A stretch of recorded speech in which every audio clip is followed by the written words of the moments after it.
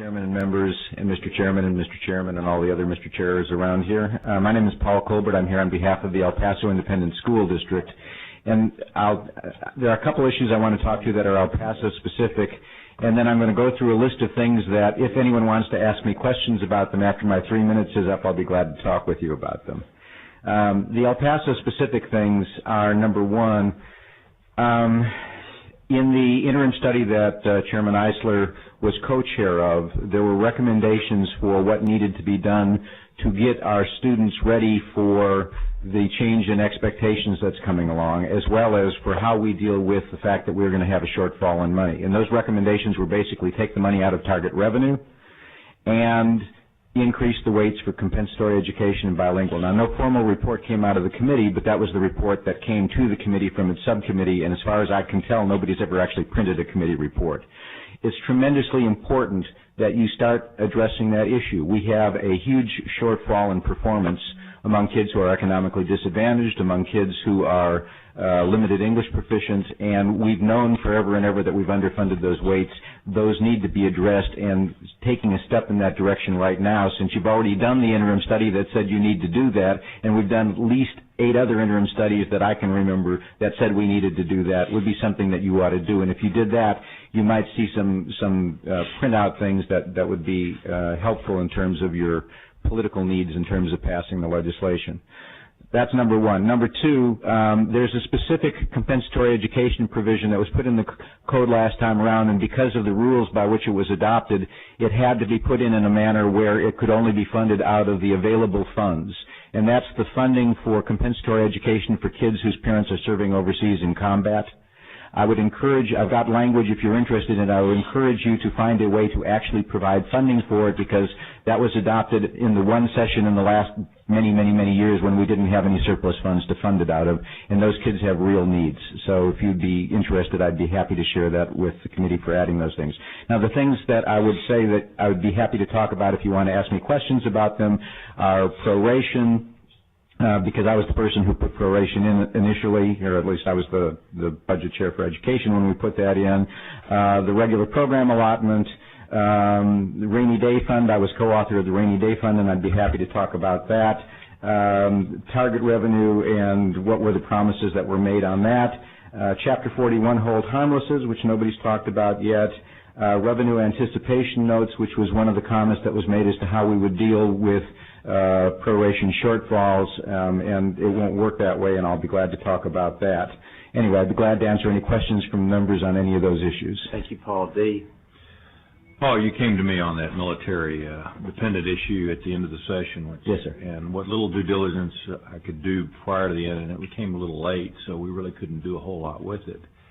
I didn't see, from what I gathered in the couple of phone calls I made, I did not see that much of an impact in El Paso based on the number of students that I was inquiring about. Do you have any figures from El Paso on what you said the impact would be budget-wise? I have figures. I don't have them with me. I can get with you on that. Because I don't remember it being significant, and given the shortfalls we've been dealing with, I didn't feel like it was something we ought to go after at this time. Our estimate was that there would be some significance on that, and it doesn't just affect El Paso. It affects...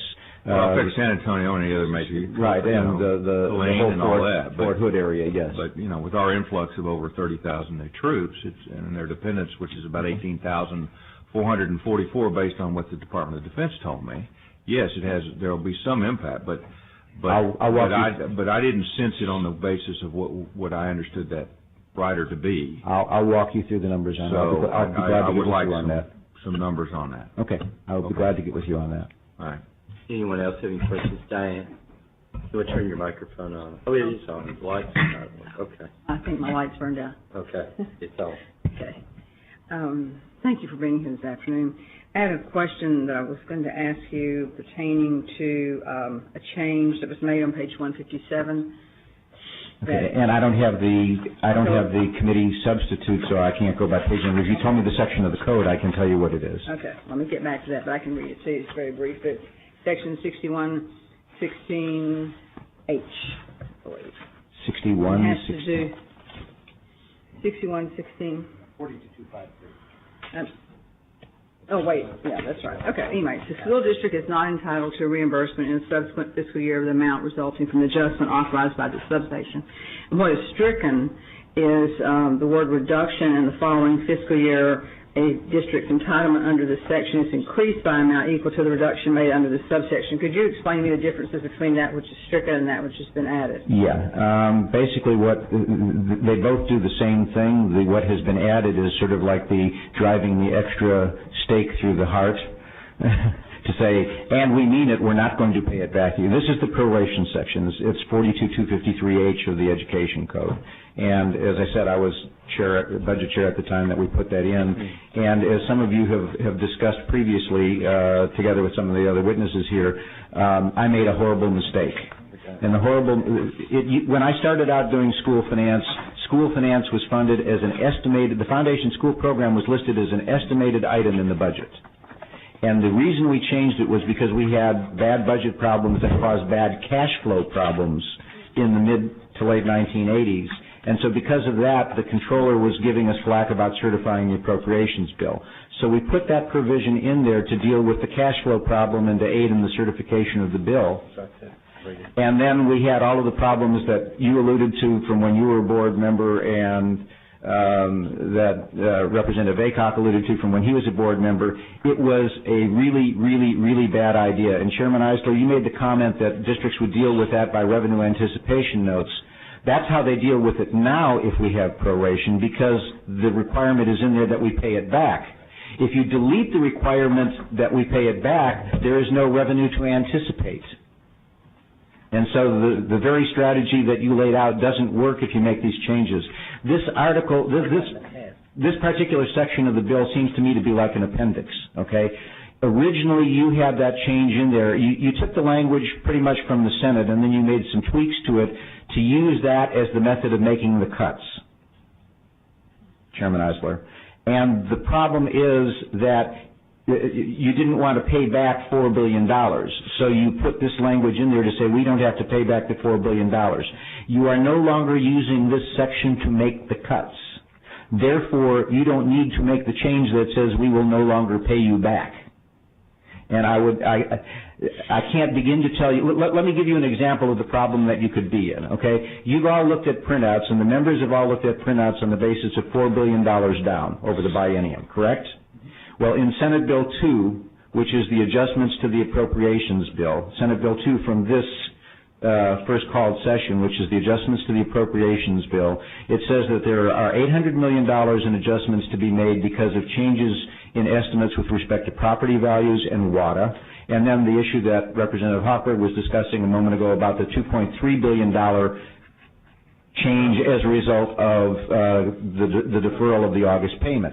Well, let's assume for a moment that the August payment isn't $2.3 billion because when Representative Hochberg tried to do it, it was $1.8 billion, and it's probably somewhere between those two numbers at this point, but it's probably not $2.3 billion. And let's assume that those new pulled out of the air property value increases don't happen, and you suddenly, of that $800 million that you're saying you're going to gain, that you're reducing the funding for public education because of those changes in property values, $500 million of that doesn't occur. And the $2.3 billion is really $1.8 billion, and therefore $500 million doesn't occur. You are suddenly $1 billion short, and all of those printouts are wrong because districts are losing $5 billion rather than $4 billion, and they'll be losing it under the terms of this proration. And every member will then have to run for re-election on the basis of, you lied to me when you said that this is what my district's got. And I really don't think you want to put members into that position. So I would strongly urge you to delete your deletion and restore the language and fix that thing. Okay. The other thing is with respect to the mechanism. Lynn Moak talked about how you changed the wording there to where you're talking about you would make the application of it just to the state funds rather than the state and local funds is how it was worded. I would make an additional suggestion to that. The reason why we originally did it as property tax proration was as an equity issue. In the old days, you didn't get state aid if I increased my property taxes. You didn't get it until the following biennium. So you only got local dollars the first time around, and so we had to adjust for those differences. We fixed that problem now. But as has been noted, you have big differences in districts' tax rates and the money that they generate. One district might be getting $5,500 or $5,600 at a dollar tax rate, and another district might be getting it at a $1.17 tax rate. And if you use the state and local proration method, you're taking the same amount of money from the district who's got there because their taxpayers have stepped up to the bar and levied 17 additional cents in taxes as you have from everyone else. So my suggestion would be that it would be a uniform percentage applied to state and local revenue per weighted ADA per penny of tax effort. And if you do that, you won't be penalizing the people who raised their tax rates to $1.17 for having done so. Does that answer your question? Susan, did you have a question? I have a question. Yeah.